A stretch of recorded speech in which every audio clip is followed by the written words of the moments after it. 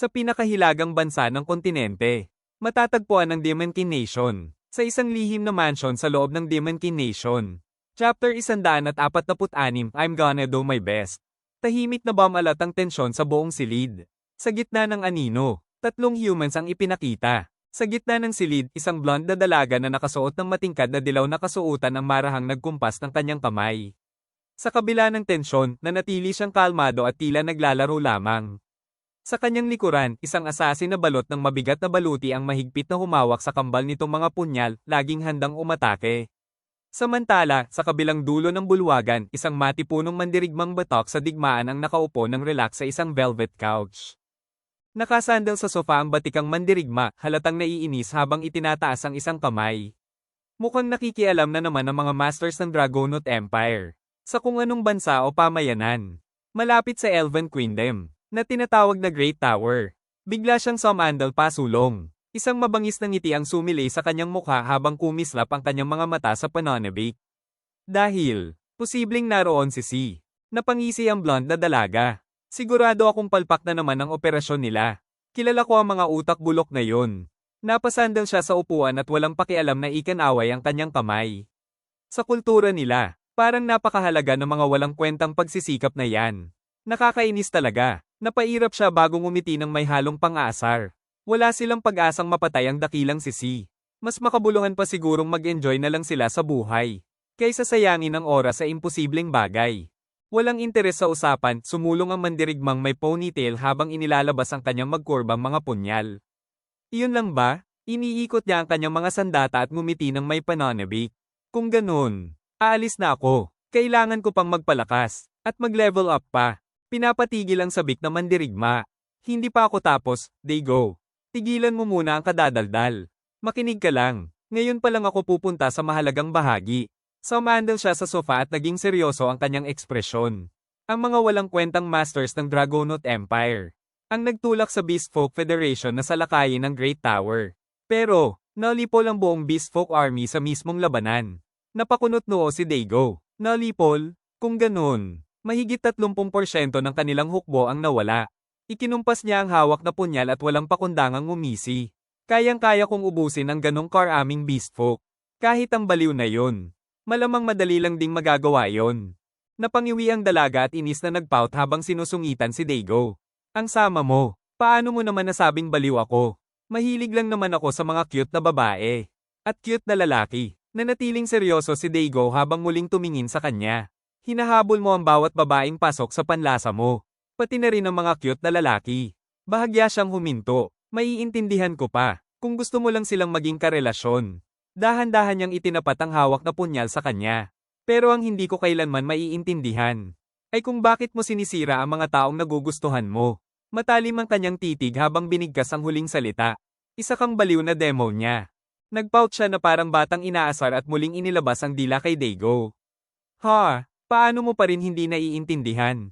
Napapilipit siya sa tuwa habang magkabilang kamay na nakahawak sa namumula niyang mga pisngi. Ang mga cute na babae at mga cute na lalaki, mas lalo pang nagiging kaibig-ibig. Kapag nanginginig, umiiyak, namumutla, at nanginginig sa takot, kumikinang ang kanyang mga mata sa baliw na kasiyahan habang walang pag-aalinlangang inilabas ang baluktot niyang paniniwala. Una, palalayawin ko sila, hanggang sa ako na lang ang mahal nila. At wala na silang ibang makita kundi ako. Isang nakakatakot na ngiti ang sumilay sa kanyang labi. Pagkatapos, ipagkakanulo ko sila, dahil sa sandaling iyon, ipapakita nila ang pinaka-cute nilang ekspresyon ng matinding kawalan ng pag-asa. Mahigpit niyang niyakap ang sarili habang nangingilid ang luha sa kanyang mga mata dahil sa sobrang baliw na kasiyahan. Ang mga ekspresyon nila, sobrang cute. Parang kinikilig ako sa tuwing nakikita ko sila. Huminto siya sandali at marahang itinapik ang isang daliri sa kanyang lobby, tila may panibagong ideyang pumasok sa isip niya. Pero hindi lang iyon ang paraan para maging cute sila. Isang nakakatakot na ngiti ang muling sumilay sa kanyang mukha. Kapag pinipigilan silang kumilos mula pa lang sa simula, mas lalo pa silang nagiging kaibig-ibig. Unti-unting lumapad ang kanyang ngiti habang lalo pang lumalala ang baluktot niyang pananaw. At kapag tuluyan na silang nawawalan ng pag-asa, ang paraan ng pagmamakaawa nila, sobrang cute. Hindi ako nagsasawang panoorin sila. Napapikit siya sandali, tila inaalala ang isang nakaraan habang nananatili ang nakakatakot na ngiti sa kanyang labi. May isa pa nga akong nakilala noon sa Demon King Nation. At hanggang ngayon, hinding-hindi ko makakalimutan ang ekspresyon niya. Biglang tumayo si Daigo, hindi na makapagpigil. Tama na, mariin niyang pinutol ang sinasabi nito. Ayoko nang makarinig pa ng isa pang salita. Nagpout siya ng todo, saka nag-cross ng mga braso habang itinuro si Daigo. Ang sama mo talaga, Daigo. Walang magkakagusto sa'yo kung ganyan ka kaalamig, alam mo ba? Napairap siya bago muling tumuro sa kanya. At huwag kang magmalinis, ikaw rin naman. Pumapatay ng kahit sino, kahit babae o bata, para lang magpalakas at mag-level up. Humakbang siya ng may inis at muling inilabas ang dila sa pang-aasar. At minsan, pinapatay mo pa ang mga cute na gusto ko. Ikaw ang pinakamasama, hindi man lang natinag si Daigo. Nanatili siyang nakatitig sa kanya, matigas ang ekspresyon. Mas mabuti nang ako ang tumapos sa kanila, kaysa mapunta sila sa kamay ng isang baliw na tulad mo. Sabay niyang itinaas ang kambal niyang punyal at isang baliw na ngiti ang gumuhit sa kanyang mukha. At isa pa, wala pa ring hihigit, sa pag-level up. Napabuntong hininga si Go habang pinagmamasdan ang dalawa, halatang sawa na sa walang katapusang pagtatalo nila. Tapos na ba kayo? Magpapatuloy na ako. Biglang bumigat ang atmosphere sa silid. Sumandal siya pasulong sa sofa at naging seryoso ang kanyang mukha habang binabelang ang tingin kay Daigo. Daigo, sa tingin ko, mali ang pagkaintindi mo. Noong sinabi kong nolipol sila, sandaling tumigil si Go. Naningkit ang kanyang mga mata habang mariing binigkas ang susunod na salita.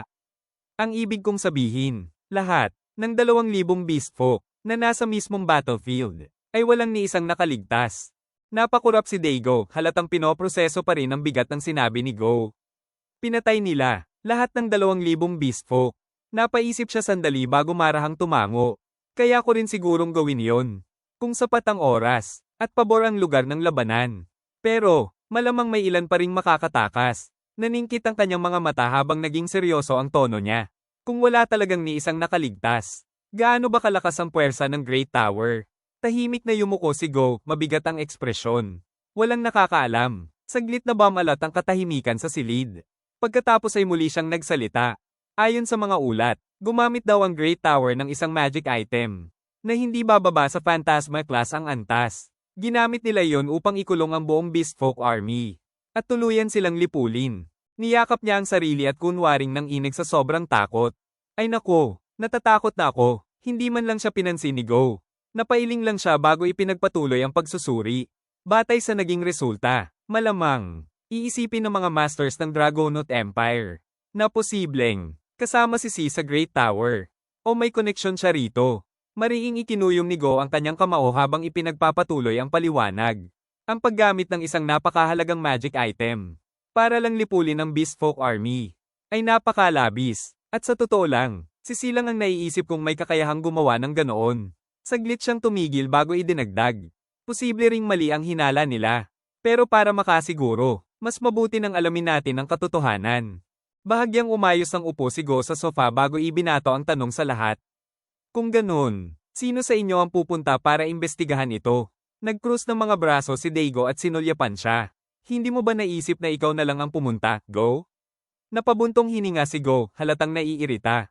Bakit ako pa ang magsasayang ng oras sa walang kwentang bagay na yan? Hindi nagpahuli si Daigo at agad siyang sinagot. Ikaw rin, busy ako sa pag-level up. Inis niyang ikinumpas ang kamay. Paano naman sina Jira at Doc? Hindi ba pwedeng sila na lang ang ipadala natin? Agad na umiling si Go, saka tiningnan si Daigo na para bang nawawala ito sa katinoan. Sa tingin mo ba, may silbi sa isang investigasyon? Ang serial killer magic ni Jira? Napabuntong hininga siya at ikinumpas ang kamay. At si Doc naman, abala pa rin sa masasaya niyang eksperimento sa mga tao. Paulit-ulit lang niyang sinasabing, para ito sa kinabukasan ng sangkatauhan. Hindi nga yun umaalis sa laboratorio niya. Imbestiga pa kaya? Napangiwi si Daigo. Hindi siya nakahanap ng maisasagot habang unti-unting tumutulo ang malamig na pawis sa kanyang noo. Ibinuka ni Go ang kanyang mga braso at diretsahang pinatamaan si Daigo. At isa pa, Daigo, wala na ring matataas na level na monsters sa mga dungeon ngayon. Alam kong nahihirapan ka ng makahanap ng lalabanan. Kaya pumunta ka na lang sa Great Tower. Wala ka namang ibang pinagkakaabalahan.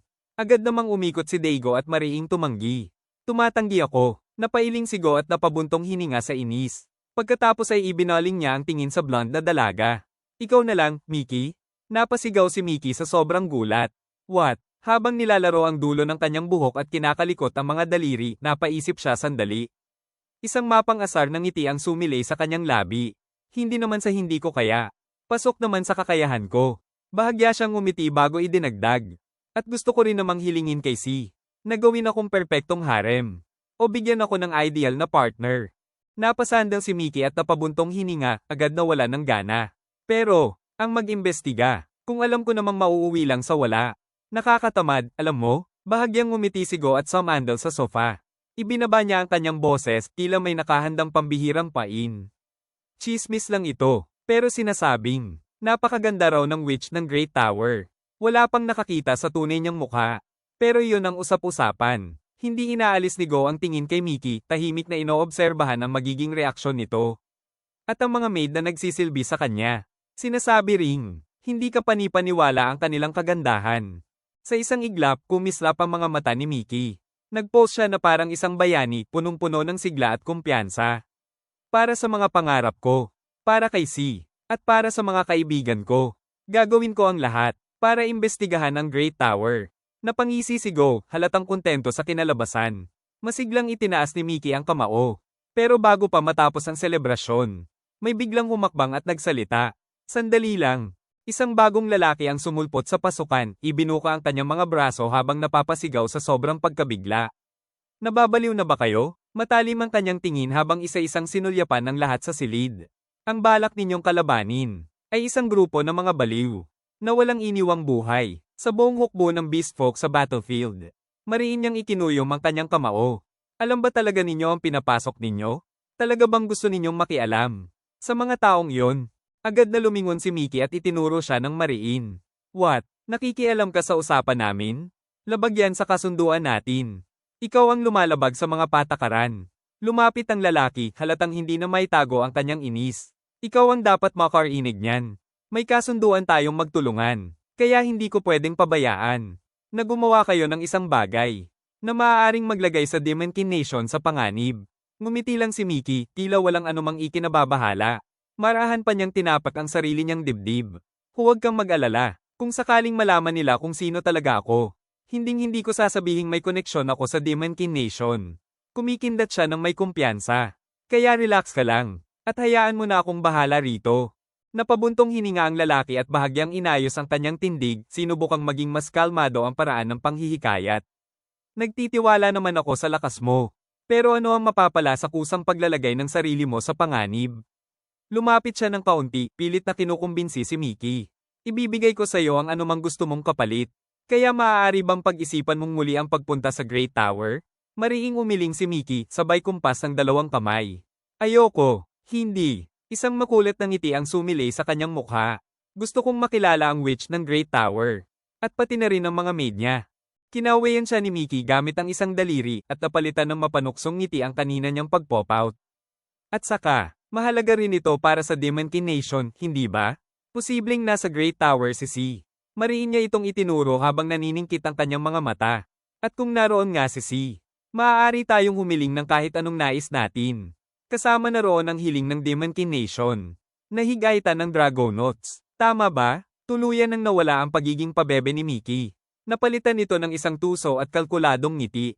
Kahit baliw pa ang mga tao sa Great Tower. Sapat na dahilan na iyon. Para imbestigahan natin sila, hindi ba? Napangiwi si Voros, halatang wala nang maipangtutol sa sinabi ni Mickey.